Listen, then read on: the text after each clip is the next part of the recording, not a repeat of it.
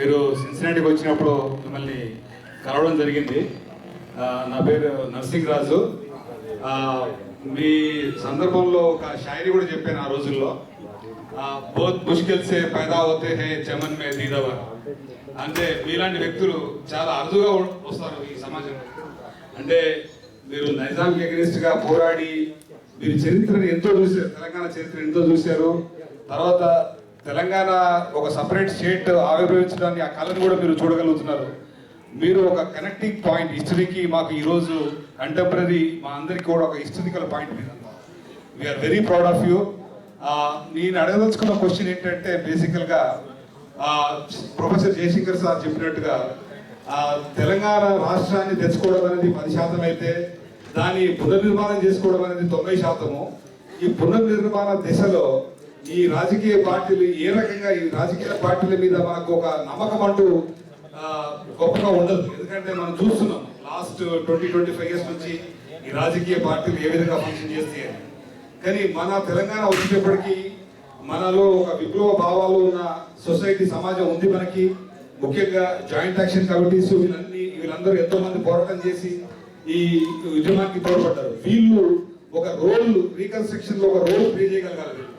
ముఖ్యంగా ఈ check point లాగా రాజకీయ పార్టీల మీద ఒక చెక్ పాయింట్ లాగా ఏ విధంగా దీన్ని పునర్నిర్మాణాన్ని మనం దీన్ని సక్సెస్ చేసుకోగలుగుతాం అనే దాని మీద మీరు కొద్దిగా వివరిస్తే బాగుంటుందండి.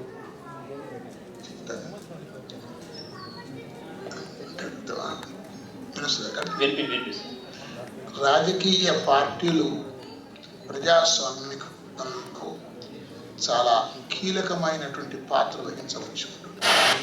రాజకీయ పాత్ర వేరు, సామాజిక పాత్ర వేరు అనే విషయం మనం చేస్తున్నాం. మనం చేయవలసిన పాత్ర సామాజికమైన పాత్ర. అది ప్రభుత్వం చేస్తున్నటువంటి యొక్క పాత్రకు కొంత కాంప్లిమెంటరీ కూడా ఉపయోగపడుతుందని నేను ఆశిస్తున్నాను. కాంప్లిమెంటరీ పాత్ర అనగా ప్రభుత్వం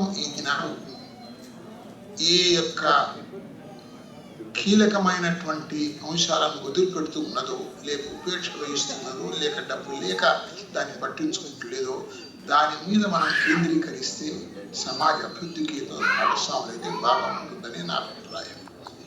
దానిలో ఒకటి, అన్నిటికన్నా కాకతీయ మిషన్ అనేది చాలా గొప్ప ఎత్తుందో అది కేవలం ప్రభుత్వం యొక్క ప్రయత్నంతో సాధించేది కాదు.